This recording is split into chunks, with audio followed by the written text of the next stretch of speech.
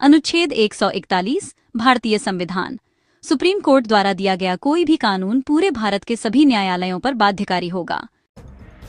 सैलमंड के अनुसार प्रत्येक निर्णय में दो भाग होते हैं, रेशियो डेसिडेंडी यानी बाध्यकारी हिस्सा और ओबिटर डिक्टा यानी गैर बाध्यकारी। केवल रेशियो ही बाध्यकारी होता है।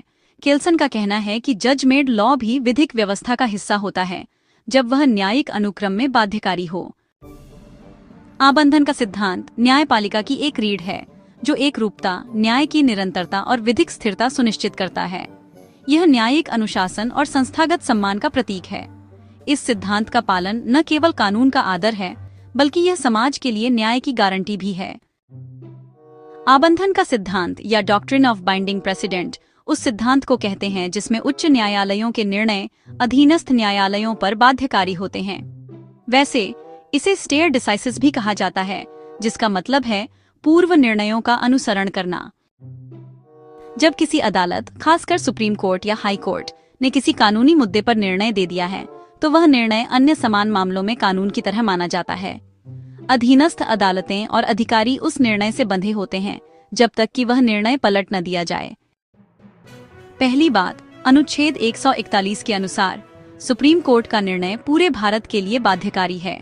दूसरी बात, हाई कोर्ट का निर्णय उस राज्य की अधीनस्थ अदालतों के लिए बाध्यकारी होता है। तीसरी बात, केवल रेशियो डेसिडेंडी यानी निर्णय का मूल कारण बाध्यकारी होता है, ओबिटर डिक्टा नहीं। और चौथी बात, अगर दो निर्णयों में विरोध हो तो बड़ी पीठ यानी लार्जर बेंच का निर्णय बाध्यकारी होता है। एकरूपता का मतलब है कि एक जैसे मामलों में समान निर्णय होते हैं। न्यायिक स्थिरता भी बहुत जरूरी है क्योंकि बार बार एक ही मुद्दे पर निर्णय बदलने की आवश्यकता नहीं होती। इससे नागरिकों और वकीलों को कानून की स्पष्टता और विश्वास मिलता है और कार्यकुशलता भी बढ़ती है, जिससे न्यायालयों का समय बचता है।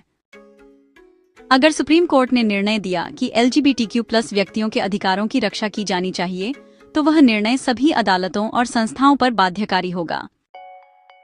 पहला उदाहरण है केशवानंद भारतीय बनाम state of Kerala 1973। Supreme court ने संविधान के मूल ढांचे का सिद्धांत दिया जो आज भी बाध्यकारी है। दूसरा केस है यूनियन ऑफ इंडिया बनाम रघुबीर सिंह 1989।